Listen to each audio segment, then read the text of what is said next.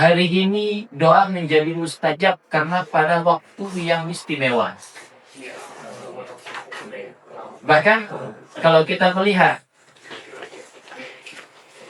waktu-waktu di dalam Islam yang disebutkan baik di dalam Al-Quran ataupun di dalam hadis sunnah, seperti misalnya contoh, inna iddata syuhur indallah 12 syahran fi kitabillah. Allah menciptakan 12 bulan, di dalam 12 bulan itu ada 4 bulan mulia. Arba'atun hurum, Zulqa'dah, Zulhijjah, Muharram, dan Rajab. Ini disebutkan oleh Allah Subhanahu wa Ta'ala, disebutkan oleh para ulama kita. Oh, berarti di 4 bulan mulia ini atau 4 bulan ini doa itu mustajab, amalan itu ditingkatkan level nilainya. Di satu sisi ada bulan Ramadan yang disebutkan oleh Allah di dalam ayat yang berbeda, dan Nabi pun menyebutkan di dalam qaulnya. Allah berfirman di dalam Al-Quran, Syahrul Ramadan alladzi unzila fihi al-Qur'an hudan lin-nasi wa bayyinatin minal huda wal furqan. Bulan Ramadan itu di dalamnya unzila fihi al-Qur'an, diturunkannya Al-Quran. Maka para ulama mengatakan Ramadan itu mulia salah satu sebabnya karena Allah turunkan Quran di dalamnya. Ramadan itu mulia kenapa? Karena di dalamnya orang berpuasa. Ramadan itu dimuliakan kenapa? Karena bulan tersebut bulan yang memang dimuliakan oleh Allah dan Rasulnya. Nah, ini. Makanya dulu ketika di Madinah, Nabi di hadapan para sahabat ridwanullah alaihim ajma'i berdiri dan mengabarkan tentang bulan Ramadan kepada sahabat. Semua wajah para sahabat itu tertunduk. Nabi bersabda, qad ja'akum syahrul Ramadan. Telah datang bagi panjenengan semua bulan Ramadan. Beliau melanjutkan, dan para sahabat pun tertunduk wajahnya. Karena ini bukan bulan main-main gitu. Beliau para sahabat ketika mendengarkan kabar dari Rasulullah bahwa telah datang bulan Ramadan, bahwa bulan Ramadan itu adalah diwajibkan di dalamnya berpuasa. Tuftahu abwabal jannah wa tughlaqu abwabal jahim. Terbuka pintu-pintu surga, tertutup segala bentuk pintu neraka. Maka para sahabat menunduk, mereka tidak bersorak-sorai. Ini sebenarnya sindiran bagi kita semua. Hari ini kadang-kadang kita menyambut bulan Ramadan itu hanya seremonial saja. Dulu para sahabat ketika diberitakan datangnya bulan Ramadan oleh Nabi dan fadilah yang terkandung di dalamnya, mereka menunduk, takut, akan tetapi bergembira. Mereka tidak bersorak-sorai. Kenapa? Karena mereka para sahabat ridwanullah alaihim ajma'in tahu bahwa bulan tersebut bukanlah bulan main-main, bukan bulan sembarangan. Sehingga Nabi melanjutkan sabdanya, beliau mengatakan, wa tahullu fihi syayatin, dan setan pun terbelenggu di sini. Wa fihi lailatun, di dalamnya terdapat satu malam yang dimana kemuliaan ini tidak dimiliki oleh umat-umat sebelumnya. Karena Ramadan ini Bapak Ibu hanya untuk umatnya Nabi Muhammad. Sama seperti sholat. Ini kalau kita kaji di dalam Qasasul Anbiya, Nabi-Nabi terdahulu itu sholat, tetapi mereka bukan sholat 5 waktu seperti kita. Nabi-Nabi terdahulu ada yang berpuasa, iya, tetapi mereka tidak berpuasa sebagaimana puasanya kita hari ini. Jadi memang sholat sebelum Isra Mi'rajnya Nabi, sahabat sholat tetapi bukan sholat 5 waktu. Jelas ya? Makanya kalau dalam Sirah Nabawiyah, wanita pertama yang masuk ke dalam Islam itu Sayyidat Khadijah bintu Khuwailid. Dia orang yang pertama memeluk Islam dan dia orang yang pertama sholat berjamaah bersama Rasulullah. Ada yang mengatakan sholatnya Sayyidat Khadijah di situ bukanlah sholat 5 waktu, akan tetapi sholat malam. Karena sebelum Isra dan Mi'raj, yang wajib itu adalah sholat malam. Jelas ya? Tapi setelah perjalanan Nabi, jadi ada background of hadisnya, ada sabab nuzul. Kalau dalam hadis itu sabab urut, ya, background hadisnya. Kenapa Nabi bisa Isra Mi'raj? Karena memang Nabi itu sedang bersedih. Nabi pada waktu itu ujiannya berat. Ya, Allah berikan tiket pelesiran. Tiket pelesir, Pak. Kita kalau sudah pelesir healing, kalau ibu-ibu ngomongnya healing gitu ya. Nah, seger lagi gitu ya. Nabi diberikan tiket pelesir, ya, kendaraannya dikirim dari mana? Minal Masjidil Haram ilal Masjidil Aqsa. Masjidil Haram yang ada di Makkah menuju Palestina. Itu Isra. Diperjalankan oleh Allah. Subhanalladzi asra bi'abdihi. Mi'rajnya ke mana? Dari Masjidil Aqsa melewati dimensi-dimensi langit. Dimensi pertama, kedua, ketiga, sampai lapisan langit ketujuh. Sampai ada yang dinamakan Sidratul Muntaha. Di sanalah Nabi pelesir melihat bagaimana fenomena-fenomena yang luar biasa terjadi pada dirinya dan membawa iktibar pelajaran. Sampai sepulang beliau, singkat cerita, beliau membawa oleh-oleh yang spesial untuk umatnya, sholat 50 rakaat. Ketemu dengan Nabi Musa. Ya Rasulullah, wahai Nabi Yuna Muhammad SAW, ini kalau hamba Allah Subhanahu wa Ta'ala, umatmu mendapatkan mandat untuk sholat 50 rakaat, kayaknya nggak mampu. Karena umatku saja nggak mampu. Orang-orang terdahulu dengan sholat seperti itu nggak mampu. Apalagi umatmu yang kecil katanya. Akhirnya Nabi berdiplomasi lagi, negosiasi lagi dengan Allah. Supaya sing pantes lah. Yang pas itu kira-kira berapa rakaat. Sampai terjadi negosiasi, kesimpulannya adalah hari ini, yakni 5 rakaat sholat kita. Ya, 5 rakaat sholat kita. Maka setelah turunnya wahyu sholat ini, sholat yang tadinya wajib, sholat qiyamul lail menjadi sunnah. Maka yang wajib itu 5 rakaat. Dan seterusnya, dan seterusnya. Ramadan pun begitu, Bapak Ibu. Ramadan itu, ya, dulu sebelum baginda Nabi Muhammad SAW, Nabi Isa pun berpuasa. Bani Israel itu berpuasa, tetapi bukan berpuasa sebagaimana kita 1 bulan saat ini. Jelas sampai sini, ya? Nah ini, makanya disebut oleh Nabi di dalam khutbah beliau, di dalam memberikan kabar kepada para sahabat, qad ja'akum syahrul Ramadan, syahrun mubarakun. Telah datang bagimu bulan Ramadan yang bulan itu penuh dengan keberkahan. Coba kalau kita mau kaji, Bapak Ibu, bulan Ramadan itu apa sih orang berkah gitu hari ini? Ibadah, kesehatan, ekonomi, sosial kemasyarakatan, itu semua barokah di bulan Ramadan. Jadi dengan lihat kalau bulan Ramadan sore-sore keluar ngabuburin ibu, okay? Itu kalau jenengan lihat pedagang itu dari bakul keraca, bakul kolang, bakul macam-macam itu berderet-deret, Pak. Itu kalau dalam logika saya laku apa enggak ini? Semuanya kok banyak sekali loh. Tapi ya memang bulan ini bulan barokah. Dari sisi ekonomi saja Allah berkahi dong. Nah, kita yakin dengan sabda Nabi syahrul mubarak pun ini baru dari sisi ekonomi. Kalau dari sisi ibadah ya lain lagi. Itu lebih luar biasa lagi keberkahan ibadah di bulan Ramadan. Makanya tema kita tadi Mas Habib sampaikan bulan Ramadan, bulan yang mulia itu sudah pasti, sudah jelas. Ini. Yang pertama yang ingin saya telusuri, Bapak Ibu rahimani wa rahimakumullah, saya selesaikan dulu hadisnya yang tadi, sehingga para sahabat pun diberikan kabar oleh Rasulullah, pintu surga itu terbuka lebar, pintu nerakanya tertutup rapat-rapat, wa tabullu fihi syayatin, dan setan-setan pun terikat atau terbelenggu. Ada yang bertanya kemarin, saya menyampaikan hadis ini, Ustaz, itu kalau Ramadan setannya katanya diikat, tapi kenapa masih banyak orang bermaksiat? Kira-kira kenapa? Lepas. Hah? Lepas mana? Icul gitu. Ya belum selesai Ramadan ini kan gitu. Kira-kira kenapa? Kita mendapatkan jawaban dari para ulama kita.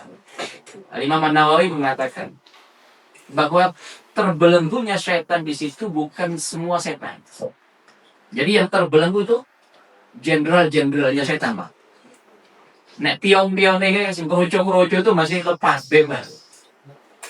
Jadi jenderal-jenderal pembesar-pembesarnya ini dibelenggu sehingga potensi kemaksiatan itu sempit. Tapi bukan berarti tidak ada. Jelas ya? Jadi tidak semua setan itu dibelenggu. Ini Ini jawaban pertama. Ada ulama yang mengatakan juga yang kedua, kenapa setan itu sudah dibelenggu maksiat masih jalan? Ada seorang ulama mengatakan karena jenis setan itu tidak hanya dari jenis jin. Allah berfirman minal jinnati wan nas. Berarti setan yang terbelenggu itu setan dari jenis jin. Tapi kalau setan dari jenis manusia kayak sih ngabuburit. Gitu ya. Iya. Artinya setan dari jenis jin dibelenggu tapi setan dari jenis manusia masih bebas. Nah, ini juga menjadi godaan bagi kita semua. Ini jawaban ulama. Yang ketiga, kata ulama, yaitu bahwa tidak semua kemaksiatan itu disebabkan karena syaitan, tetapi karena hawa nafsu manusia. Adapun mungkin indikator yang bisa juga setan itu yang mengelabui atau yang menggoda manusia sehingga dia mengikuti hawa nafsu. Tetapi memang Allah ciptakan hawa nafsu itu ya begitu, keinginan yang over lebih hawa nafsu. Makanya kita sebagai manusia bagaimana seni di dalam memanage hawa nafsu itu penting, atau ada ilmunya gitu. Ini penting sekali. Nah, salah satu treatmentnya adalah syahrul Ramadan. Bulan Ramadan ini untuk mengikat, untuk memanage hawa nafsu kita. Oke. Pertama yang saya lirik dari bulan Ramadan hari ini, tahun depan atau selanjutnya, yaitu bulan Ramadan itu selalu dihiasi dengan kebaikan.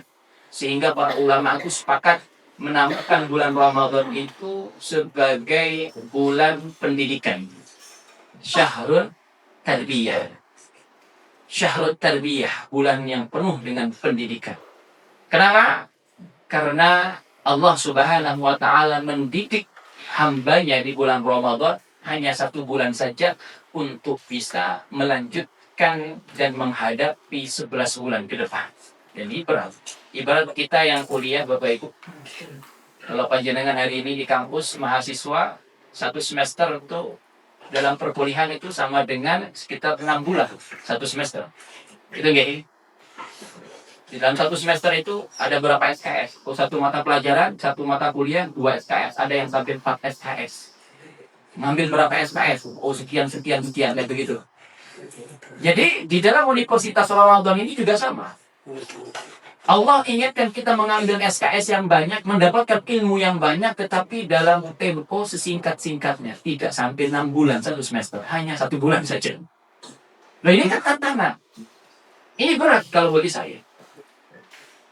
Dan yang perlu kita kaji di sini dari sisi pendidikannya, bagaimana agar kita bisa konsisten di situ. Karena tips kesuksesan ya ala Nabi Muhammad SAW itu adalah al-istiqomah.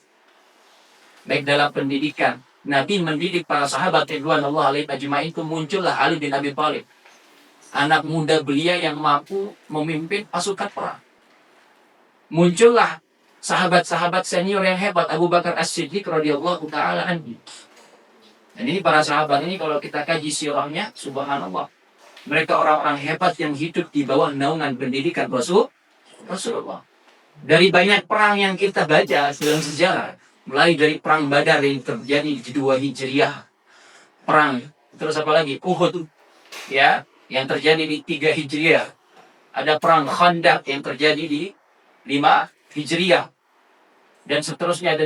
Ini semua dipimpin oleh Nabi Muhammad SAW, dan para sahabat mengambil iktibar pelajaran yang sangat penting di dalamnya. Apa yang bisa diambil para sahabat? Para ulama menceritakan bahwa yang diambil oleh para sahabat itu ketekunan, keuletan, integritas dirinya Rasulullah, etos kerja dan etos ibadahnya Rasulullah yang sangat luar biasa. Sehingga muncul satu habit, yakni habit yang disebut dengan ketaatan yang mutlak kepada Allah Subhanahu wa Ta'ala. Makanya Pak Ibu, ketika turun satu surat, yakni surat Hud, saya lupa ayatnya ya, surat Hud, yakni tentang keistiqomahan. Fastaqim kama umirta wa man taba ma'aka wa la tatghaw. Al-Imam Ibnu Katsir sampai mengatakan, inilah yang membuat rambut Nabi yang tadinya hitam jadi berubah. Ya, kata Nabi di situ begitu. Ini yang membuat rambutku hitam jadi berubah. Gara-gara surat Hud ayat tentang istiqomah, konsistensi. Saya baca banyak beberapa jurnal dan buku penelitian itu. Menarik. Orang yang sukses itu bukanlah orang yang cerdas 100% secara IQ. Tidak. Tetapi rata-rata ternyata orang yang sukses itu bisa membangun citra diri itu karena keistiqomahan. Integritas dirinya itu terbangun karena dia konsistensi. Istiqomah. Al-istiqamatu khairun min alfi karamah, kata para ulama. Istiqomah itu hari ini lebih baik daripada 1000 karamah. Makanya kalau dulu kita melihat ada orang karomah itu biasanya kan cerita-cerita wali. Bahkan para wali Allah dulu seperti Sayyidat Maryam bintu Imran itu ketika tidak ada makanan di mihrabnya turun makanan dari langit. Ini salah satu kewalian atau karomah daripada beliau. Dan karomah itu memang atas dasar izin Allah Subhanahu wa ta'ala. Luqmanul Hakim, lisannya itu begitu sakti. Nasihat-nasihatnya luar biasa kepada anaknya. Ini juga termasuk daripada kekaromahan Luqmanul Hakim. Disebutkan di dalam Al-Quran surah Luqman. Tapi hari ini, kalau kita melihat kewalian-kewalian atau kekaromahan-karomahan itu bukan lagi zamannya, maaf, orang bisa terbang di atas awan, berjalan di atas air, tidak. Orang bisa konsisten istiqomah, itulah karomah terbaik hari ini.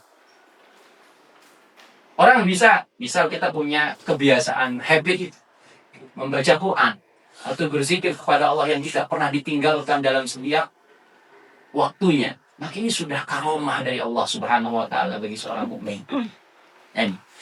Makanya ketika turun ayat itu Nabi mengatakan ini berubah. Karena begitu berat yang namanya amanah untuk menjadi orang-orang yang istiqomah. Makanya betul kata Nabi, innamal a'malu binniyat wa innamal likulli imri'in ma nawa. Faman kanat hijratuhu ila Allah wa rasulihi ila akhiril hadis. Yang namanya amalan itu memang tergantung niatnya. Niat itu berbolak-balik. Ya, kalau kita tidak istiqomah memohon kepada Allah agar diberikan keimanan dan ketakwaan yang utuh. Rabbana la tuzigh qulubana ba'da idh hadaitana wa hab lana min ladunka rahmah innaka antal wahhab. Mungkin bisa jadi hari ini kita sudah berbelok, Pak. Ini tapi karena kasih sayang Allah, karena permohonan kita kepada Allah agar iman, keistiqomahan, ya, ketakwaan kita yang sudah Allah tancapkan di dalam hati kita ini tidak diambil kembali oleh Allah Subhanahu wa ta'ala. Makanya Nabi itu lebih sering baca doa Rabbana Atina atau ya muqallibal qulub di dalam hari-hari beliau. Maka kata para ulama, Nabi itu sering atau bahkan lebih sering membaca doa ya muqallibal qulub tsabbit qalbi ala dinik ala ta'atik. Itu yang sering dibaca oleh Nabi karena memang hati ini bisa berbolak-balik, Bapak Ibu. Hari ini orang ikut hijrah senang, bisa jadi karena FOMO, bisa jadi karena tren, kan gitu. Nggak ada yang tahu esok hari, bulan depan, tahun depan, nggak ada yang tahu. Makanya kita butuh di sini keistiqomah, konsistensi. Ada sebuah riset yang saya baca di buku itu, ya, katanya begini. Ternyata sukses itu 75% itu dihasilkan dari konsistensi, dari istiqomah. Dan istiqomah itu menghasilkan persentase keberhasilan itu hampir 65% rata-rata. 65%. Adapun kepintaran dan sebagainya itu selainnya. Kita ambillah misalnya 70%. Subhanallah. Kenapa? Kalau ada orang yang hari ini menyambut bulan Ramadan hanya dengan motivasi dan seremonial biasa, itu dipastikan gagal. Kalau tidak dibarengi dengan konsep istiqomah ala Nabi SAW. Sesuai dengan penelitian tersebut.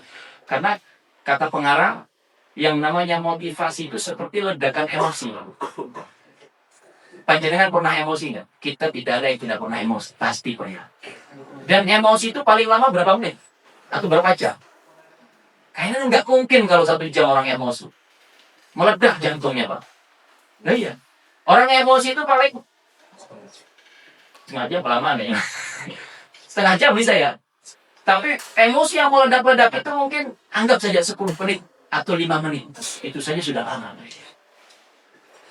Nah, motivasi itu seperti ledakan emosi, Pak. Hari ini banyak orang yang ingin berubah, merubah dirinya, ya, merubah personalitinya, merubah timnya dengan motivasi. Tidak cukup dengan motivasi. Motivasi itu mungkin persentasenya hanya 20% saja. Ibarat mobil itu starternya, Pak. Starternya, Pak. Itu ngawali gitu. Sama seperti Nabi tadi berkhutbah di depan para sahabat itu ngawali. Di starter dulu nih para sahabat. Tetapi bukan cukup hanya di starter saja. Dihidupkan lagi. Dihidupkan mati-mati, Pak. Enggak begitu. Tapi butuh konsistensi atau yang disebut dengan istiqomah. Maka Imam Ibnu Taimiyah mengatakan bahwa kehebatan seseorang itu adalah ketika dia mampu untuk luzuhul istiqomah. Integritas dirinya itu terlihat ketika dia bisa konsisten. Nah ini. Maka kalau kita kaitkan lagi dengan penelitian tadi di buku yang saya baca, kata beliau mu'alif mengatakan, oh ternyata kebiasaan habit baik itu terpengaruh oleh kebiasaan harian kita. Kebiasaan harian itu amalul yaumiyah, daily routine kita, Pak, Ibu. Misal, panjenengan dari rumah, bapak-bapak, ya, berangkat menggunakan kendaraan melalui rute sini, ya, pulang pun rutenya sama. Atau mungkin ada yang dulu mampir ngopi dan sebagainya. Setiap hari begitu, ya. Di dalam sistem otak kita ada namanya sistem autopilot yang merekam keseharian kita setiap hari. Yang merekam keseharian kita setiap hari itu direkam betul oleh otak kita. Makanya otak kita itu Allah ciptakan itu chipnya canggih, Pak. Robot itu secanggih-canggihnya robot tetap lebih canggih panjenengan yang menciptakan robot. Nah ini Masya Allah ya. Makanya betul apa kata para ulama, matinya seseorang itu tergantung bagaimana dulu dia hidup. Akhir seseorang itu tergantung bagaimana kehidupan. Karena otak itu merekam, Pak. Dia punya sistem autopilot yang terus merekam aktivitas kita, ya, yang setiap hari mereka tidak mau boros, Pak. Energinya tidak mau banyak keluar sehingga direkam, sehingga itu menjadi terulang-ulang menjadi sebuah habit, ya, yang tertanam. Dan Nabi SAW di situ sudah terbukti, Bapak Ibu, ya, mendoktrin para sahabat ridwanullah alaihim ajma'i dengan sifat keistiqomahan. Dan salah satu instrumen untuk membuat kita istiqomah itu bulan Ramadan, syahrul tarbiyah, bulan Ramadan. Bayangkan, bulan Ramadan ini kita disuruh puasa sebulan berturut-turut. Kapan jenengan mampu berpuasa sebulan berturut-turut, Pak? Selain di bulan Ramadan. Gak ada. Kapan panjenengan kita semua mampu sholat malam 30 malam berturut-turut? Gak ada. Selain di bulan Ramadan. Hatta serajin-rajinnya kita, sesoleh-solehnya kita, tetap yang namanya sholat malam itu tiap malam. Tapi pasti ada bolongnya biasa. Mungkin ya semalam, 2 malam. Kalau di bulan Ramadan kita mampu. Kita mampu full 30 malam itu sholat hari. Kapan panjenengan bisa menghatamkan Quran 1 bulan? 1 kali hatam selain di bulan Ramadan. Mau hatam di bulan Syawal? Angel. Apa maning puasa di bulan Syawal? Akeh kondangan. Halal bihalal pernikahan, apalagi itu satu tak gitu. Itu kalau kita puasa Syawal itu nggak bisa berturut-turut. Besoknya halal bihalal, besoknya kondangan pernikahan. Disuguhkan sate kambing, wah repot kita. Eman-eman gitu ya. Memang sulit, Pak. Hanya di bulan Ramadan, makanya disebut syahrul tarbiyah, bulan yang penuh dengan nilai-nilai pendidikan. Kita betul-betul dihormat sesuai dengan nama bulan Ramadan. Ramadan itu artinya dipanaskan. Dalam 1 tahun ini kita dipanaskan oleh Allah hanya 1 bulan saja. Hak tubuh kita, wali jasadika alaika hak. Tubuh kita itu punya hak. Istri, anak, dan Allah punya hak. Badan kita punya hak untuk makan. Dan dia juga punya hak untuk tidak makan. Istirahat. Makanya Lucu kalau ada orang yang mengatakan Ramadan itu beban. Itu lucu sekali. Dari mana Ramadan itu beban? Seberat apa pekerjaan kita hari banyak ketika kami mengisi tentang fikih Ramadan, ya. Ustaz, kalau pekerjaannya berat banget. Misalnya jadi ini, jadi itu. Dia sebutkan profesinya. Berat. Boleh nggak tidak puasa? Oh, tidak boleh. Kecuali jenengan sampai. Dulu para sahabat Ridwanullah alaihim ajma'in berperang di bulan Ramadan. Coba. Kalau jenengan kerja, misalnya kita bekerja jadi tukang bangunan, itu fisik aja yang terkuras, nggak mental. Tapi kalau orang berperang di jalan Allah, di di medan peperangan itu tidak hanya menguras fisik, juga menguras mental. Ya kenapa? Ini kaitannya dengan nyawa kok. Sehebat-hebatnya para sahabat Ridwanullah alaihim ajma'in, mereka pasti menjaga dirinya untuk tidak mati cepat. Kan begitu? Walaupun mereka rindu dengan kematian. Tetapi ajaran Islamnya kita tidak disuruh untuk menyerah gitu. Wis aku pasrah biar sakit, biar jihad mati di jalan Allah, wis pateni belang ini. Gak bisa begitu. Ajaran kita tidak seperti itu. Maka hari ini, makanya dikatakan kan jihad kita kalau di bulan Ramadan itu di siang hari kita berpuasa, di malam hari jihad kita berdiri tegak qiyamul lail atau tarawih. Ini jihad kita sebagai orang muslim hari ini, bukan jihad perang, Pak. Kalau dulu para sahabat Nabi itu berperang. Perang Badar itu terjadi di bulan Ramadan. Itu perang Badar terjadi di bulan Ramadan. Mereka berperang di siang hari. Makanya ketika Anas bin Malik radhiyallahu ta'ala anhu ditanya, "Ya Anas, siapa generasi terbaik?" Beliau menjawab apa? Generasi terbaik itu adalah generasi sahabat Ridwanullah alaihim ajma'in. Kenapa? Karena generasi sahabat itu generasi yang luar biasa.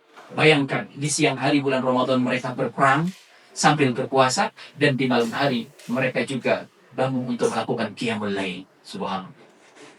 Kita alasannya banyak ya Pak Ibu. Kadang capek membuat kita harus istirahat dari panen raya kita. Ramadan ini kan panen raya kita. Saya tinggal di dekat sawah. Mewah mepet sawah Pak. Setiap panen itu saya selalu berbincang dengan para petani. Dan mirisnya Pak, para petani kita itu rata-rata di atas 50 tahun. Mbah-mbah kabeh. Kalau ngobrol dengan mereka, Masya Allah. Padahal saudara-saudara kita banyak yang jurusan pertanian, anak muda kita, tapi nggak mau jadi petani, nggak tahu saya. Ya, kalau di luar negeri banyak anak muda jadi petani, sugih-sugih Pak. Ya, keren-keren gitu.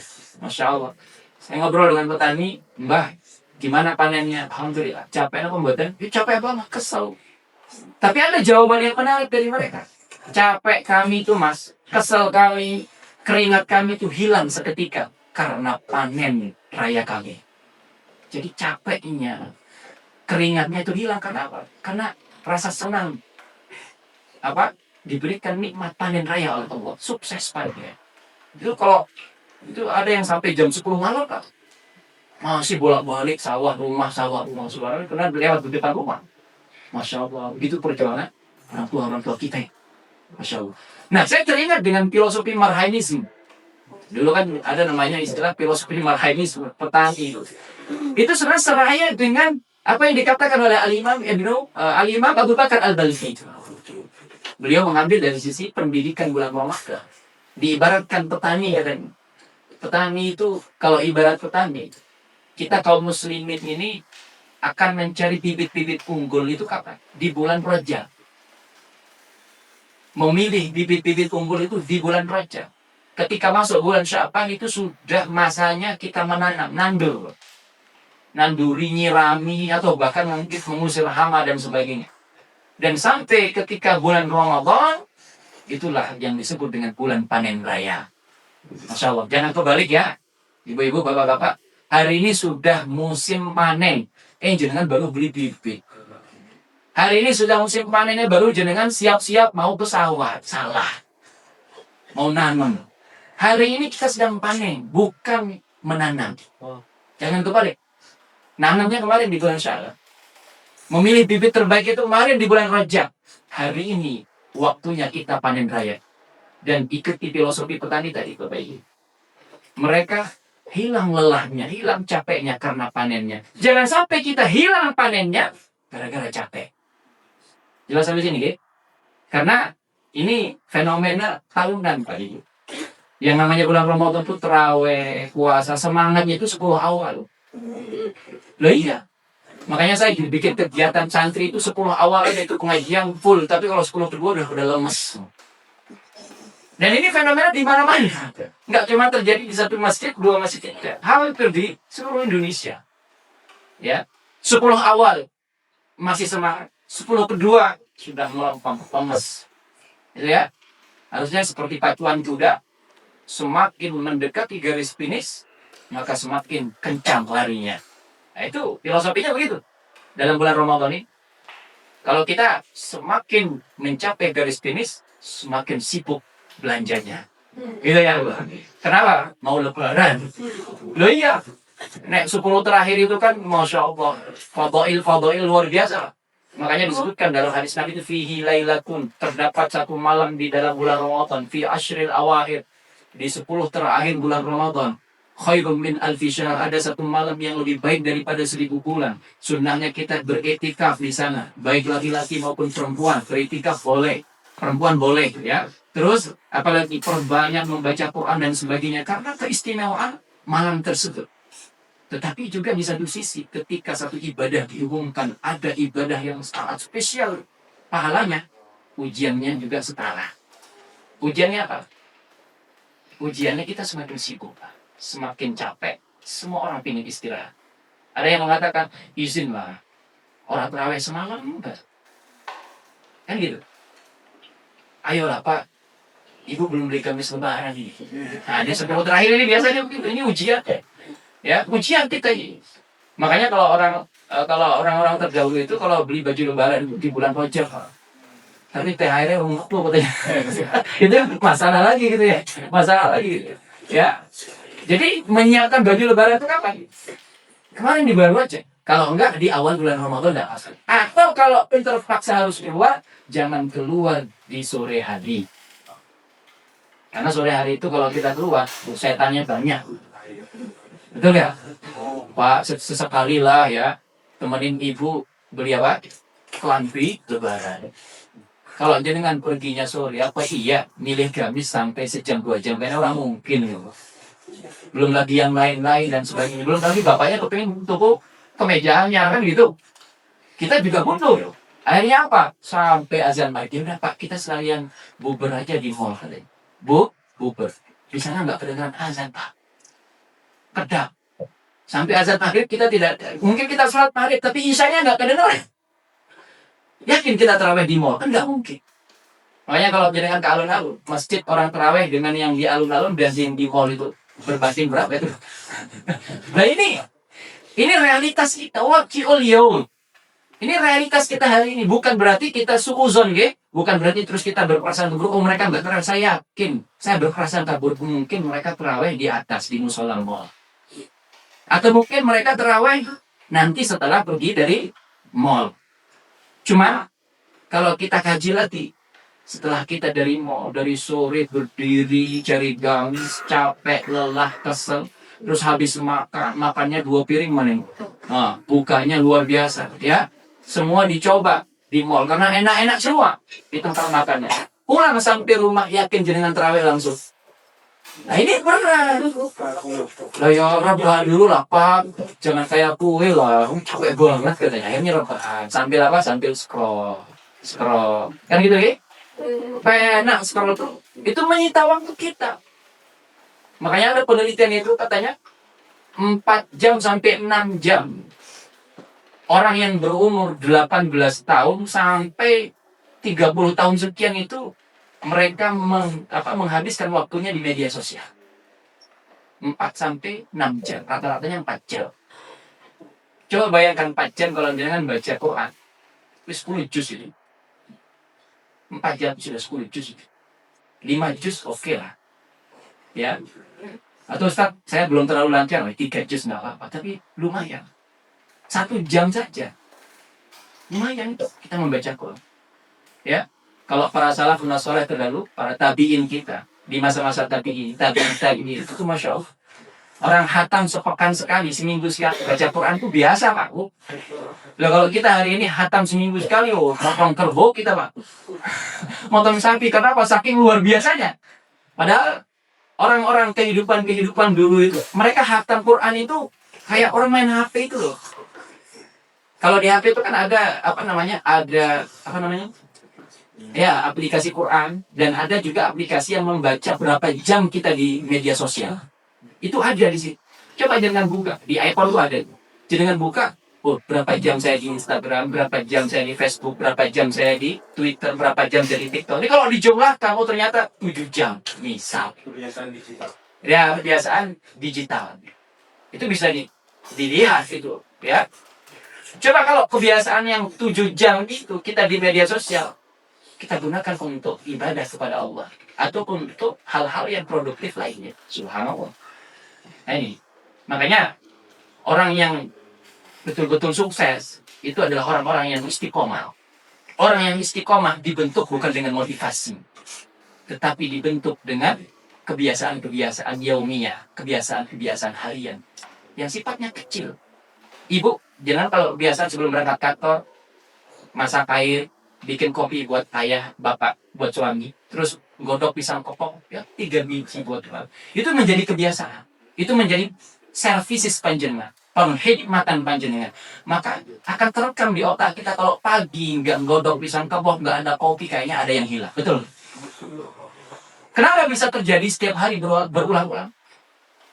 Selain ini memang sebuah kebutuhan, penghikmatan, akan tetapi itu juga adalah di dalam alam bawah sadar kita, pemaksaan secara alami. Kita paksakan diri kita.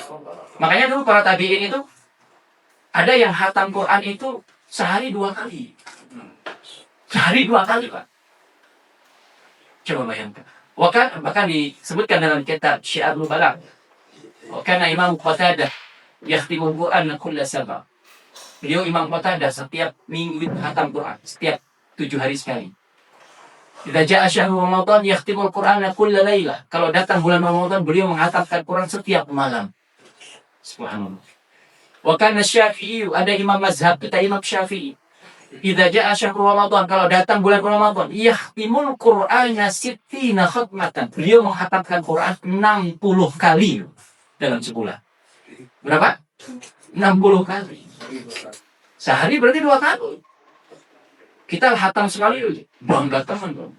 Hebat. Ya, itu sudah bagus memang untuk di zaman kita hari ini yang penuh dengan, maaf ya, kegiatan-kegiatan yang kadang tidak penting dan sebagainya. Di tengah-tengah godaan yang sangat luar biasa. Era kita sudah era digital, ya. Hari ini, subhanallah, orang gibah tidak pakai lisan, pakai jempol juga oke, kan gitu. Gitu ya. Orang bisa melihat ini dan itu di media sosial bebas. Lengkap, semua ada di situ. Hari ini keadaan kita seperti itu. Makanya ketika kami ditanya kemarin, Ustaz, kalau kita membaca Quran dengan mushaf atau HP, itu lebih baik mana sebenarnya? Maka kalau kita dalam kondisi normal, afdolnya itu bil mushaf, yakni dengan mushaf Al-Quran. Kalau dalam kondisi kita safar, misal kita kondisinya sulit gitu ya, di kendaraan, baru dengan HP. Tetap dua-duanya berpahala. Ya, dengan HP berpahala, dengan mushaf apalagi. Tapi kalau dalam kondisi normal, kita usahakan dengan mushaf. Kalau kita kaji lagi lebih dalam, ternyata kalau dengan HP ini madharatnya lebih banyak daripada maslahatnya. Bayangkan kalau kita buka mushaf di dalam HP, yang aplikasi Al-Quran itu, ketika jenengan baru pertengahan surat Al-Baqarah, muncul notifikasi TikToknya. Akhirnya apa? Terganggu, tergoda, buka TikTok. Muncul, ada yang komen di Facebooknya. Gak jadi ngaji lu. Buka Facebooknya, ini gangguannya lebih banyak. Makanya kalau orang tua kita hari ini ngomong ini tuh setan gepeng. Setan gepeng. Lah ini juga gak dibelenggu, Pak. Malah ini diselamatkan, dimasukin kantong. Ini setan yang tidak terbelenggu hari ini. Jelas ya? Ini juga lebih bahaya, Pak, dari jenderal-jenderal setan yang dibelenggu. Nah iya, ini lebih berbahaya dari jenderal-jenderal setan yang dibelenggu. Ini mempengaruhi hawa nafsu kita banget, Pak. Betul-betul itu. Makanya seandainya Al-Quran itu menjadi HP kita hari ini, subhanallah, luar biasa. Seperti para tabi'in yang mereka itu kalau Qurannya ketinggalan, mereka rela balik. Sama hari ini keadaan kita. Cuman kebalik gitu ya. Kalau kita misalnya berangkat dari rumah ke kantor, dia rela pulang izin, Pak. nyun sewu, HP-nya ketinggalan, pulang lagi. Karena HP begitu penting peran HP tersebut. Kan bukan kita apa istilahnya yang namanya teknologi itu kan sifatnya netral ya netral. Jadi bagaimana cara kita menggunakan, bagaimana kita mengkondisikan, itu dia netral. Jadi bukan salahnya HP sebenarnya. Cuman ya memang kita lebih bahas aja gitu. Ini bagaimana kita pinter-pinternya memanage diri kita. HP ini kalau dipakai untuk yang bermanfaat, subhanallah, ya banyak manfaatnya untuk komunikasi. Terus kita bisa baca Quran, kita bisa macam-macam, ya browsing ilmu pengetahuan dan sebagainya. Wallahu a'lam bishawab. Itu yang pertama. Berarti Ramadan ini termasuk bulan pendidikan. Ini yang pertama. Yang kedua, ini sampai jam ini. Sampai jam 2. Ada diskusi kan? Oh tergantung. Oh tidak ada diskusi. Yang kedua, bulan Ramadan, Bapak Ibu rahimani wa rahimakumullah, adalah bulan yang penuh dengan ampunan Allah Subhanahu wa taala, maghfirah. Jadi, kalau ada yang mengatakan atau ada pembagian awaluha rahmah, awsatuha maghfirah, wa akhiruha itqum minan nar, itu sebenarnya pembagian yang dalam tanda kutip referensinya lemah, sangat lemah sekali, atau bahkan ya tidak direkomendasikan. Jadi hal yang parsial seperti itu tuh sering kita dengarkan di ceramah-ceramah Ramadan. Ya, padahal di bulan Ramadan itu semua bulan Ramadan dari hari pertama sampai hari ketiga mengandung 3 hari. Jadi jangan berkisah-kisah. Oh, 10 pertama ini, 10 kedua ini, 10 ketiga ini. Enggak. Justru dari 10 pertama, kedua, ketiga ada 3 hal. Ada rahmat Allah, ada ampunan Allah, dan ada penjauhan kita dari api neraka. Itu ada 3. Jadi lebih spesial sebenarnya. Jadi jangan di kelompok-kelompokkan, nggak boleh. Karena itu maaf ya, sangat lemah sekali dalil tersebut. Oleh karenanya, ketika Nabi menyampaikan kepada para sahabat, di antara kelebihan atau fadail, keutamaan orang yang berpuasa di bulan Ramadan itu mereka satu, adalah mendapatkan doa para malaikat. Hatta yufidiru, sampai kita berbuka. Jadi di dalam bulan Ramadan itu ada doa malaikat. Doa malaikat itu mendoakan kita kepada Allah untuk kita semua. Allahumma gfir lahum, ya Allah ampuni dosa-dosa mereka. Warhamhum, ya Allah kasih sayangi mereka. Ini orang-orang yang berpuasa didoakan oleh para malaikat. Siapa yang berdoa? Malaikat. La ya'sun.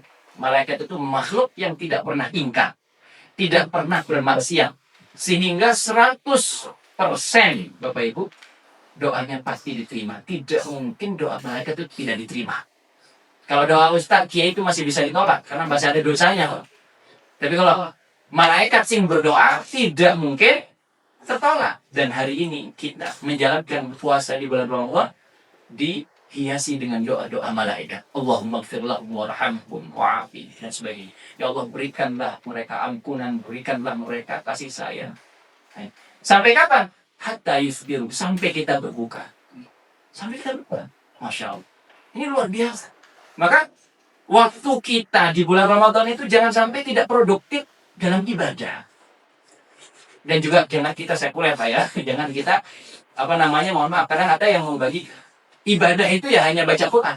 Ibadah itu hanya sholat. Ibadah itu ya hanya, maaf ya, yang mungkin sudah termaktub gitu ya, tertulis, seperti misalnya sholat di masjid, puasa itu sendiri, atau membaca Quran. Tidak hanya itu ibadah. Bekerja itu juga ibadah.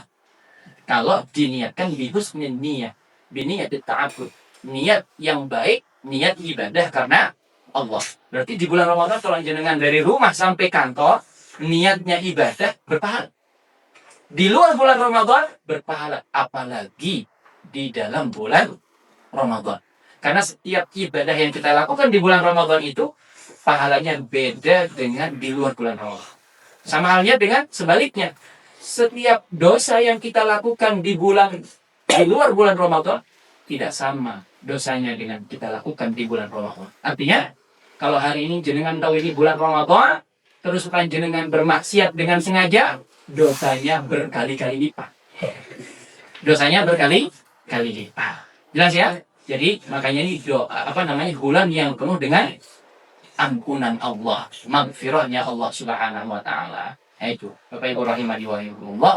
Jadi jangan sampai kita kalau kita tidak mampu untuk betul-betul beribadah dengan baik, dengan totalitas seperti membaca Quran karena pekerjaan itu kita niatkan ibadah. Dan itu akan berpahala di sisi Allah Subhanahu wa taala. Dan minimal kita tidak mengganggu orang lain. Hari kemarin ada saya lihat tuh bapak-bapak merokok di siang hari bulan Ramadan. Ini mengganggu banget tuh. Ya. Ada yang sampai siang hari ya masuk warung ngebakso siang hari coba. Astagfirullahaladzim. Itu banyak ya tuh Pak. Ya, nanti kalau pulang lihat aja warung kiri kanan itu ada ya bapak-bapaknya. Saya kemarin ngajar fikih Ramadan. Saya tanya, Bapak Ibu, si wajib berpuasa ini sinten?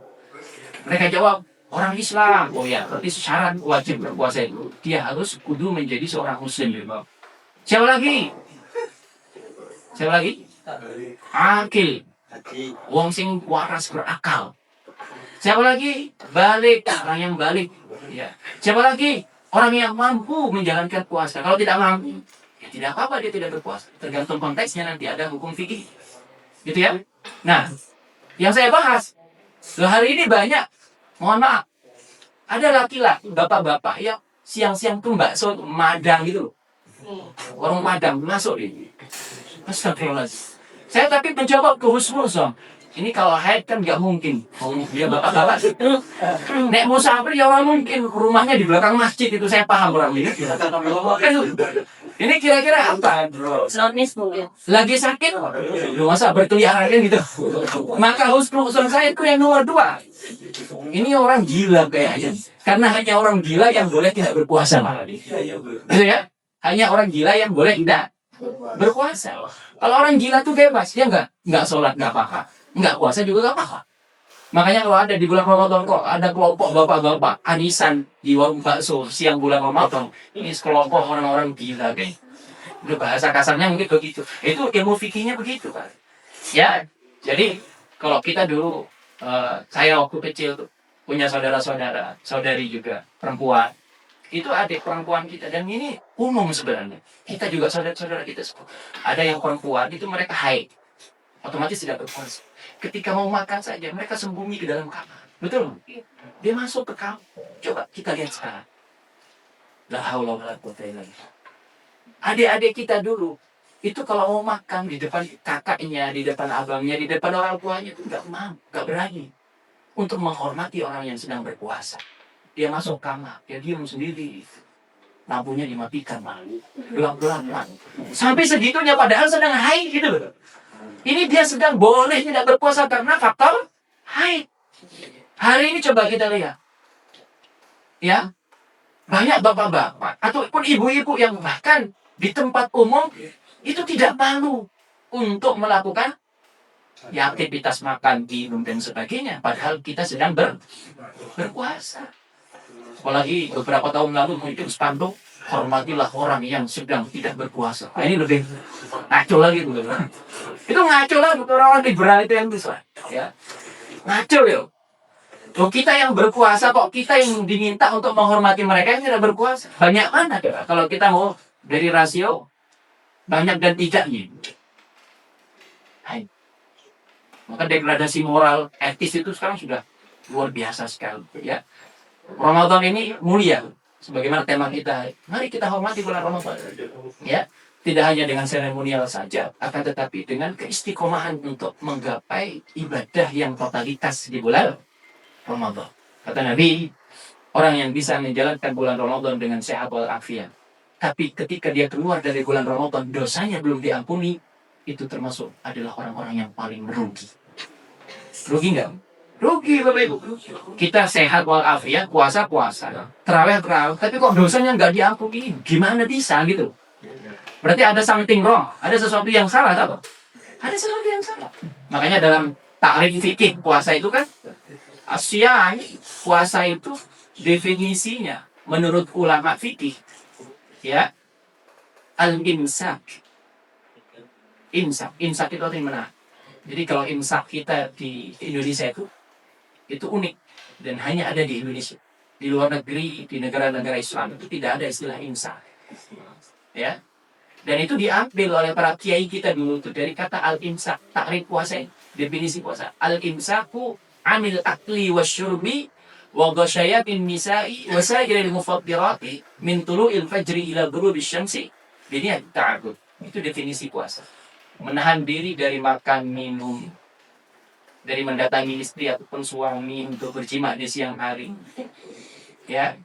Terus apa lagi? Dan seluruh hal-hal yang membatalkan puasa dari terbit fajar sampai terbenam matahari dengan niat ibadah kepada Allah. Itu puasa. Ada ulama yang menambahkan, oh tidak, itu secara fikih. Tapi ada juga yang lebih sulit dihindar. Apa itu? Yang membatalkan pahala puasa. Gibah, ngomongin orang, ngerasain syukur. Ini akhirnya astagfirullah. Dan yang seru kamu manja. Ya. Ini berarti topik yang hangat itu. Jadi yang sulit itu Pak. Kalau kita makan kan nggak mungkin. Kalau kita yang minum juga nggak mungkin. Kan gitu ya?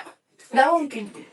Tapi kalau mata, telinga, lisan, kaki, nah ini kemungkinan besar. Sangat-sangat mungkin. Astagfirullahaladzim. Oke, masih waktunya. Ada pertanyaan? Ada. Oh, tidak ada. Cukup berarti. Terakhir ya, ini kan sampai 14.00 ya. Terakhir, saya habiskan waktunya ya. Eman-eman. Terakhir, ada fikih yang menarik. Kita mengingatkan kembali kepada saudara muslim kita bahwa apa yang membatalkan puasa ini perlu kita kaji ulang. Ya, diulangi agar kita ingat.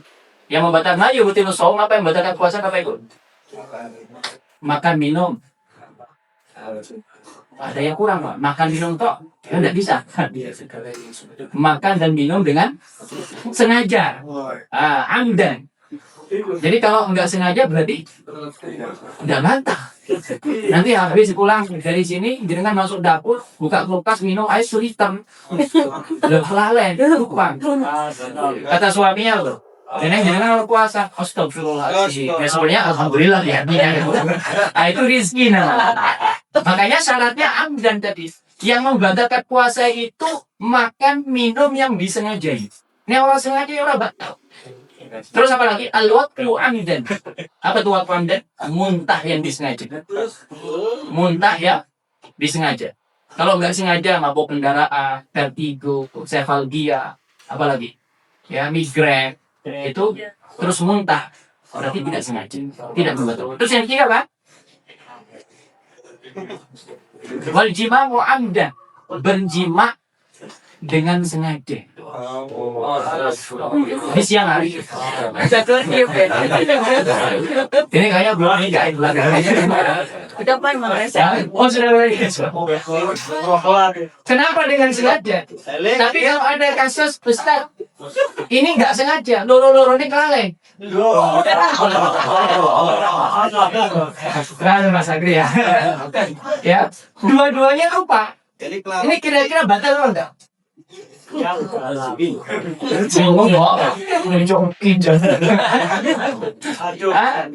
Kalau dua-duanya lupa, misal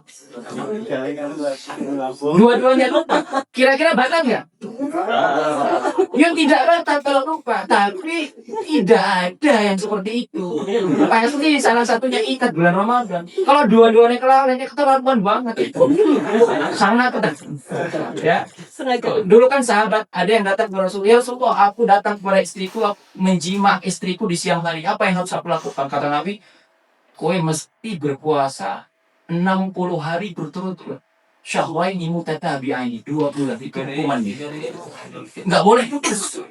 Kalau putus di pertengahan, pulang maning dari awal. Coba. Kata sahabat begini, yo, ya Rasulullah, kata laki-laki, saya 1 bulan saja orang tahan karo istrinya, kok maning 2 bulan. Angel katanya. Terus kata Nabi, ya sudah, kasih makan fakir miskin 60 orang. Apa kata sahabat ini? Saya tidak punya duit ya Rasulullah. Saya tidak punya harta ya Rasulullah. Maka Nabi mengambil beberapa kilo kurma kering kalau tidak salah dari kamarnya dan diberikan kepada orang ini. Ya rajul, wahai laki-laki, ini kurma kami bagikan ke fakir miskin. Ya Rasulullah, di rumahku nggak ada gandum, nggak ada kurma. Aku ini orang yang tidak punya. Sampai Nabi itu pusing. Ya sudah, ini kurma untukmu dan istrimu. Sana pulang. Sudah melanggar, melapor kepada Nabi, melanggar dapat hadiah mana yang coba. Hati-hati. Apa yang bisa panjenengan ambil dari cerita ini? Bahwa orang yang sengaja membatalkan puasa dengan berjima di siang hari itu hukumannya berat. Tetapi juga Islam, mohon maaf, ketika hukuman itu berat, bisa ada alternatif yang lain. Sebagaimana yang Nabi sebutkan tadi.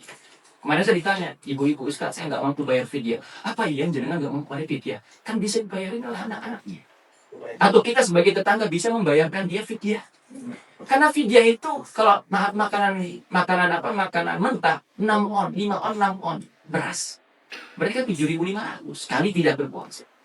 Kalau jenengan mengikuti yang siap saji, fidyatun ta'amu miskin, sebagaimana ayat dalam Quran itu memberi makan fakir miskin, maka fidyah itu harus 1 porsi makanan.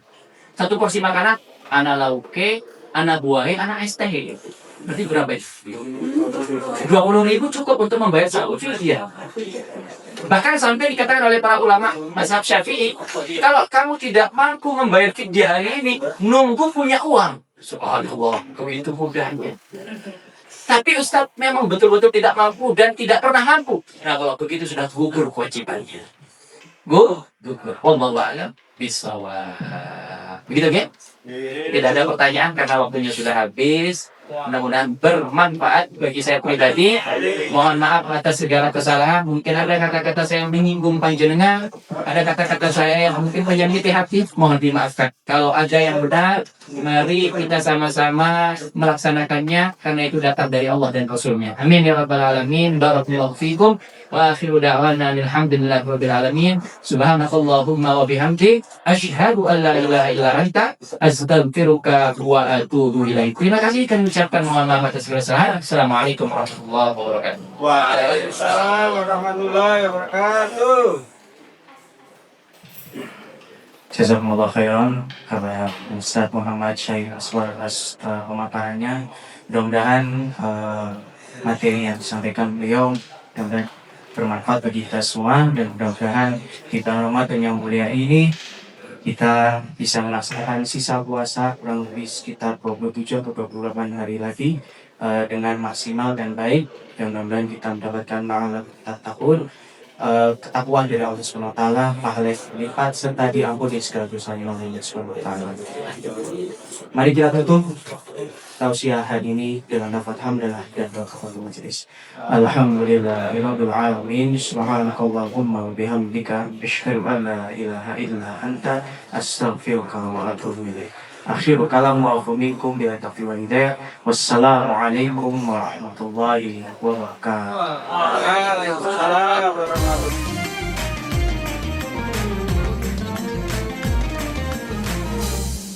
Audio Jungle.